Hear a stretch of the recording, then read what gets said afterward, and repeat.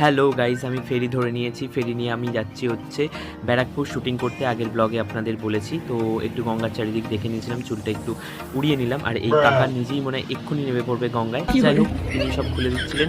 দিয়ে গঙ্গা থেকে মানে ফেরি থেকে নেমে আমরা শুটিং স্পটে পৌঁছাই। মানে আমি তারপর বন্ধুদের জন্য ওয়েট করতে থাকি, তারা আসে না, আমার মাথার যন্ত্রণা হচ্ছিল।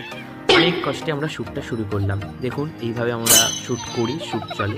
আমাদের একটা অডিও স্টোরি চ্যানেল আছে, সেটারই শর্টসে শ্যুট করছিলাম, মানে ওটা প্রমোশনের জন্য। আপনারা কিছু কিছু ভয়েস হয়তো শুনতে পাচ্ছেন। দেখুন আমরা কিভাবে পাগলামি করেছি। আরও এই কাকা আমাদের খুব বিরক্ত করছিল। কি করেছে ভাই? এটা আমার বন্ধু আর বান্ধবী, ওরা এইভাবেই মানে পাগলামি করতে থাকে। মানে আমরা সবাই পাগলামি করতে থাকি। এই যে আমাদের শুটিং চলছে, মানে এটা আমরা খুব ফানিভাবেই শুট করার চেষ্টা করছিলাম আর কি। শুটিং শেষ হয়ে গেছে, আমি বাড়ি যাচ্ছি। আর পরের ব্লগে পাগলামিগুলো আরও ভালো করে দেখাবো। Tata, bye bye.